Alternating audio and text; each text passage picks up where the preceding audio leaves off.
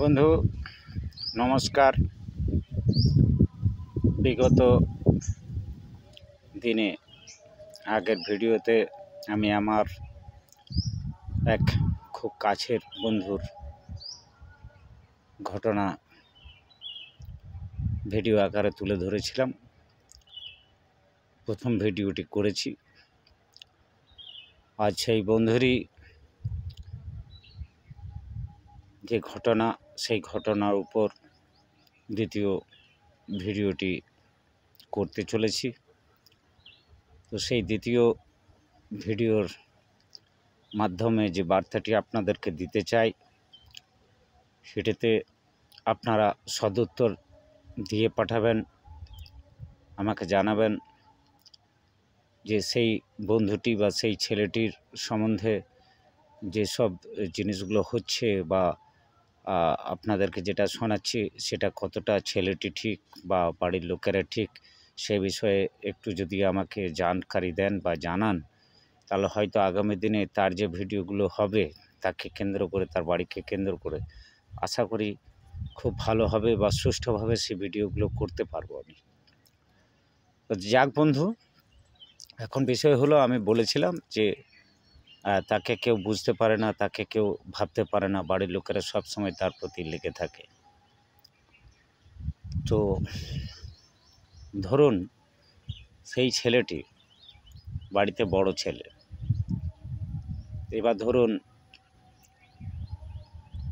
তার উপরে ভাই বোনেরা যে টর্চারিং করে, সে রোজগার করে, সে সমস্ত কিছুটাই করে, কিন্তু দেখা যায় তার সঙ্গে ঝামেলা ঝঞ্ঝট লেগেই থাকে। এটা বিগত ভিডিওতে বলেছি। তো আমি বলছি তার দোষ হতে পারে না তা তো নয়, হতেই পারে। মানব জীবনে মানুষ হিসাবে, মনুষ্য জাত হিসাবে ভুল হতেই পারে। তার মানে এই নয় যে প্রত্যেকটি দিন তার সাথে প্রত্যেকটি দিনে ঝুট ঝামেলা লেগেই থাকবে বা ঝুট ঝামেলাই করতে থাকবে বাড়ির আরও ভাই বোনেরা। সেটা ঠিক জিনিস নয়। ভুল হলে তাকে বলতে হবে, কিন্তু এটাও আবার মাথায় রাখতে হবে যে ওর যা ভুল হচ্ছে, আমরা বোঝাতে যাচ্ছি না, কিছু করতে যাচ্ছি না। তো ও যেটা বোঝাতে চাইছে সেটা আবার আমাদের ভুল হচ্ছে না, তো বাড়ির লোক হিসাবে সেটা অন্তত বুঝে নেওয়া উচিত বা ভেবে চিন্তা করে দেখা উচিত।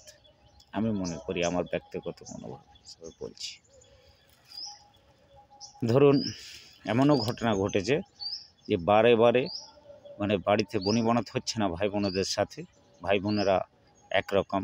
আমি এটাও বলেছি বিগত দিনে আমার নিজস্ব সেলফ ভিডিওতে, যে যাদের বাড়ির গার্জেনশিপ থাকে না বা যে বাড়ির মদুনটা বা চালের যে মেন খুঁটিটা যদি না থাকে, সেই ঘরটা অথই জলে ভাসতে থাকে। আমি বলেছি বিগত দিনে আমার নিজস্ব সেলফ ভিডিওতে বলেছি।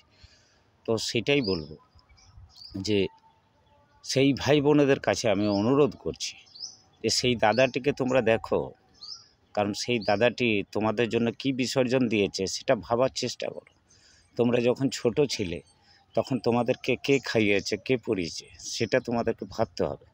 তোমাদের বয়স যখন 14 বছর, 13 বছর, 15 বছর ছিল, তখন কিভাবে সংসারটা চলেছে।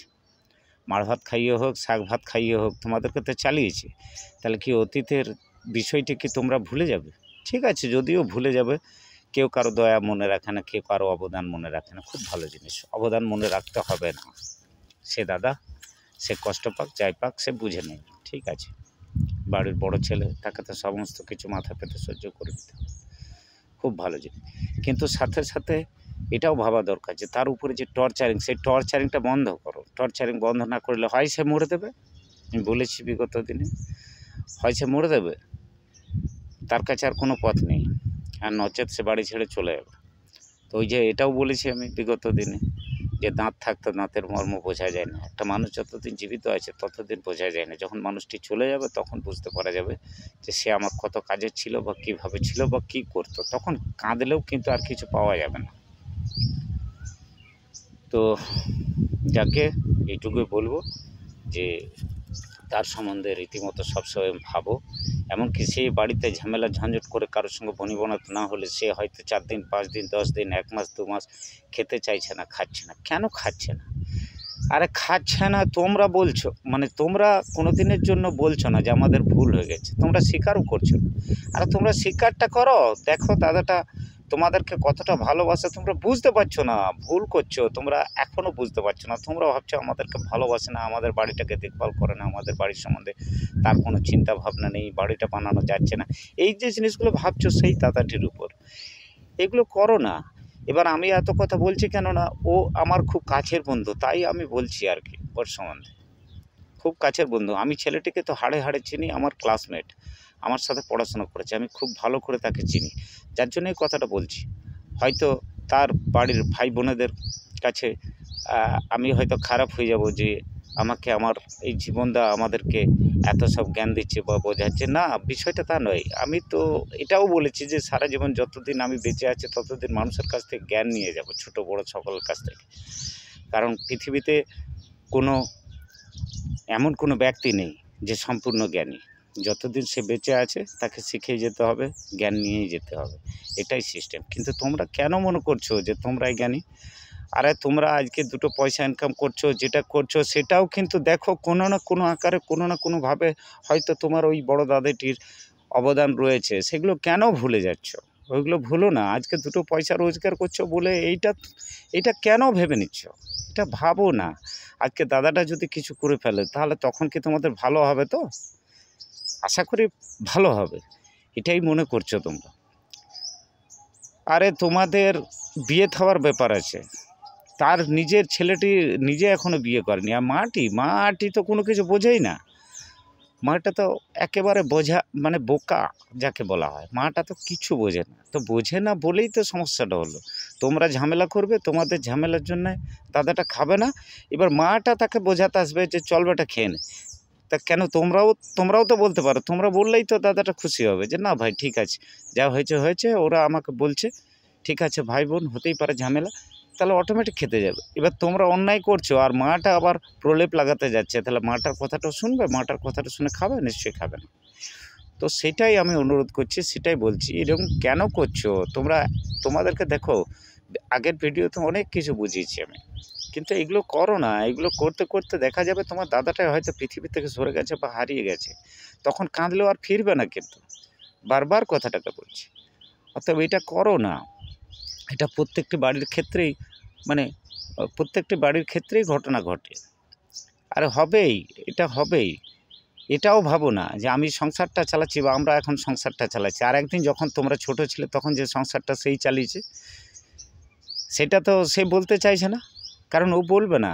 ঘরের দাদা, মানে তোমাদের কাছে দাদা বা বাবার মতো তার বয়সটার দিকে সম্মান করো, খেয়াল রাখো। তোমাদের বিয়ে দেওয়ার জন্য সে তার মাথাটা পাগল হয়েছে, তার নিজের এখনও বিয়ে থাওয়া হলো না, সেই সব জিনিসকে কেন্দ্র করে তার মাথা খারাপ হয়ে আছে, বাড়ি বানাতে পারছে না। তোমরা কি ভাবছো? তোমরাই খালি একা চিন্তা ভাবনা করছো? না, এটা ভুল, সেও ভাবছে। তোমরা যা যা ভাবছো ও সেই ভাবছে, কিন্তু ওর থেকে তোমরা আজকে বেশি রোজগার করছো বলেই তোমরা তোমাদের ওই দাদাটির উপরে এত টর্চারিং করছো। এগুলো করো না। এগুলো করতে করতে দেখা যাবে পৃথিবী থেকে হয়তো তোমার ওই বড় দাদাটি সরে গেল, তখন আশা করি তোমাদের খুব ভালো হবে। তো এগুলো করো না, এখনও সময় রয়েছে, এখনও সাবধানের সাথে কাজ করো, আর দাদাকে নিয়ে কাজ করো। যাই করবে দাদাকে বসিয়ে একসঙ্গে সিদ্ধান্ত নিয়ে কাজ করো, দেখবে সমস্ত কিছুটাই ঠিক হয়ে গেছে। কিন্তু এটা করো না। সে খাচ্ছে না, সে হয়তো 10 দিন ধরে খাচ্ছে না, তো তাকে তো একটিবারের জন্য তোমরা জিজ্ঞাসাও করছো না যে দাদা যা হয়েছে হয়েছে, ভুল হয়েছে, মানুষ মাত্র ভুল হয়, আমার এই ভুলটা হয়েছে, ঠিক আছে। আরে দাদাটা তো এইটাই মনে প্রাণে চাইছে যে তোমরা ওর কথা শুনে চলো, তোমরা যা রোজগার করছো সেই রোজগারের অনেক টাকা পয়সা তোমাদের আরও বাঁচবে, তোমাদের যা যা চিন্তা ভাবনা আছে, বাড়ি বানাবে সব হয়ে যাবে, তোমাদের বিয়ে থাওয়া সব হয়ে যাবে, দাদার বিয়ে থাওয়া সব হয়ে যাবে। কিন্তু দাদার কথাটি মেনে চলতে হবে, কারণ তোমাদের থেকে 10 বছর আগে হলেও সে জন্মেছে, অতএব 10টা বুদ্ধি হলেও তার বেশি থাকবে। তোমরা নিজেকে কেন জ্ঞানী মনে করছো যে আমরাই জ্ঞানী? তোমাদের থেকে যারা বয়সে বড় তারা কি কম বোঝে? আর তোমরা পড়াশোনা করেছো তো কী হয়েছে? পড়াশোনা অহংকার কেন দেখাচ্ছ? তোমাদের মতো অলিতে গলিতে ঘুরে বেড়াচ্ছে, ওই রকম কত পড়াশোনা ব্যক্তি, কত ছেলে মেয়ে অলিতে গলিতে ঘুরে বেড়াচ্ছে। ওইটা ভেবে নিও না যে আমি সব থেকে বেশি বুদ্ধিমান। তোমাদের মতো দেখো না, তো তোমরা নিজেরাই চিন্তা করে দেখো, তোমাদের মতো তোমাদের সঙ্গী সাথী অনেক বন্ধু-বান্ধব আছে, তারাও দেখো অলিতে গলিতে ঘুরে বেড়াচ্ছে। তোমাদের থেকে ট্যালেন্ট, তোমরা যখন পড়াশোনা করতে তোমাদের থেকে বেশি ট্যালেন্ট, তারাও ঘুরে বেড়াচ্ছে, তারাও কোনো জব পায়নি। তার কারণটা কী জানো তো? তোমরা পেয়েছো সেটা তোমরা বুঝতে পারছো না। ওরা পায়নি, ওরা পায়নি বলতে তোমাদের থেকে কম বোঝে? কম বোঝে না, কেউ কারো থেকে কম বোঝে না। অতএব তোমাদের দাদাটা তোমাদের থেকে কোনো অংশে কম বুঝবে না, এটাই মাথায় রাখো। তবে এগুলো করো না। আমি বাইরের থেকে সেই বন্ধুর এক খুব দরদি বন্ধু হিসাবে, ওইটি যেমন তোমাদের দাদা, আমিও তোমাদের দাদা, সেই হিসাবে তোমাদেরকে আমি বোঝাচ্ছি ওই বন্ধুটির হয়ে, যে এরকম করো না। এরকম করলে হয়তো দেখবে তোমার দাদাটি হয়তো সরে গেছে, বা আমার ওই বন্ধুটি হয়তো পৃথিবী থেকে সরে গেছে। আমি তো দুঃখ পাবো, সবথেকে বেশি কষ্ট, সবথেকে বেশি জ্বালাতন কিন্তু তোমরাই ভোগ করবে, কারণ ওই ছেলেটি তোমার বাড়ির ছেলে। সবসময় এটা মাথায় রাখো যে তোমরা যেটা ভাবছো বাড়িটাকে ঠিক করার জন্য, সবাইকে ঠিক রাখার জন্য, তোমাদের বিয়ে থাওয়ার জন্য, ও ভাবছে ওই বাড়িটা কী করে একত্রিত করে রাখা যায়, কী করে ঠিক রাখা যায়, এগুলো সব কিছু ভাবছে। অতএব এইগুলোকে একটু ধ্যানে রেখো। আর আমি তার বন্ধু হিসাবে বলছি বলে, তোমাদের দাদার বন্ধু হিসাবে বলছি বলে, যদি আমার কথাগুলোর মধ্যে কোনোটা খারাপ লেগে থাকে আমাকে ক্ষমা করে দিও। কিন্তু আমি বলছি যেটা তোমার দাদা বলতে পারছে না বা বলছে না, ও কোনোদিন, ওকে আমি ভালো করে চিনি, ও কোনোদিন কিন্তু ঝুঁকবে না, কারণ ও অন্যায় রাস্তায় থাকে না, অন্যায় করে না, আর অন্যায়কে প্রশ্রয়ও দেয় না, তাতে বাড়ির হোক আর বাইরের হোক। তো তোমরা অন্যায়, যথেষ্ট অন্যায় করছো তার উপরে, আমি সেটা অনুভব করছি। এই অন্যায়টুকু বন্ধ করে দাদা হিসাবে গণ্য করো, দাদা হিসাবে মানতে শুরু করো। দাদা হিসাবে, আমাকে তো এটাও বলেছে, তোমরা তো দাদা হিসাবে তাকে মানো না। সবথেকে বড় সমস্যা তোমাদের, যে বড় দাদা হিসাবে, বড় দাদা মানে বাবার সমান, সেই হিসাবে তোমরা সেই চোখে দেখো না। সব সময় তার উপরে ঝামেলা ঝঞ্ঝট লাগিয়ে রেখেছো, সব সময়। সে কী খেলো, কী করছে না করছে, সব সময় তোমাদের ধ্যানে থাকবে।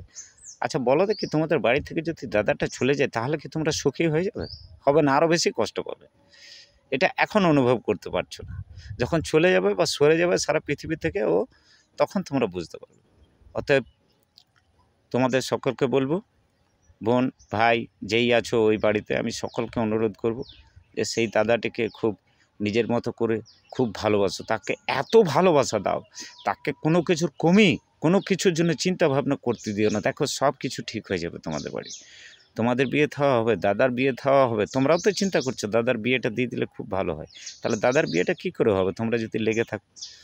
অতএব দাদাটাকে সব সময় শ্রদ্ধা ভক্তিতে রাখো, ভালোবাসো, সবসময় তার সঙ্গে মিষ্টি কথা বলো। দেখো না, আরে দেখো না, তারপরে না হয় ছেড়ে দেবে। তোমরা বুঝতে পারছো না, তোমরা কিচির কিচির লাগিয়ে রেখেছো তার প্রতি, সেই জন্য সে রেগে যাচ্ছে, সে খাচ্ছে না। আরে খাচ্ছে না তো মাকে কেন পাঠাচ্ছ, মাকে কেন বলছো যে দাদাটাকে বল, বা মা কেন বলবে দাদাটাকে যে চল খেয়ে নে? তোমরা অন্যায় করেছো, তোমাদের অন্যায়ের জন্য সে খাচ্ছে না বা আরও কিছু করছে না, তাহলে তোমরা অন্যায় করেছো, তোমরাই বলবে। তবেই তো দাদাটা তোমাদেরকে চিন্তা করবে বা স্বীকার করবে যে না, আমার বোন বা আমার ভাই অন্যায় করেছে, ভাই আমার কাছে স্বীকার করছে, তবেই তো তার ভালো লাগবে। কিন্তু সেটা তো করছো না, তোমরা অন্যায় করছো আর তোমার মা যাচ্ছে। এইগুলো করো না। আর বাকি থাকলো তোমাদের বাড়ির বিষয়, তোমরা বুঝবে না বুঝবে, তোমার দাদা মরলো বাঁচলো, আমার কি আসে যায়? আমার একটা বন্ধু, খুব কাছের বন্ধু, খুব ভালো বন্ধু, যাতে তার জীবনটা নষ্ট না হয়, সে এই পৃথিবী ছেড়ে চলে না যাক, সেই জন্যে আমি এই কথাগুলো তোমাদেরকে সাবধান করার জন্য বললাম। এবার বাকিটা তোমাদের মর্জি। তো যাই হোক বন্ধু, এটা একটা সত্যি ঘটনার উপরেই আছে, কারণ আমি আমার ওই বন্ধুর কাছ থেকে সব শোনা কথাগুলো আপনাদেরকে ভিডিওর মাধ্যমে বলছি। যদি কারো আঘাত লেগে থাকে আমাকে ক্ষমা করবেন সকলেই, কারণ এটা শোনা কথা, সেই বন্ধুর কাছ থেকে শুনে এটি আমি ভিডিও আকারে আপনাদের কাছে রাখলাম। যদি ভালো লেগে থাকে চ্যানেলটিকে অবশ্যই সাবস্ক্রাইব করবেন, ভিডিওতে লাইক দেবেন, কমেন্ট দেবেন, ভিউ দেবেন। ধন্যবাদ, ছাড়ছি।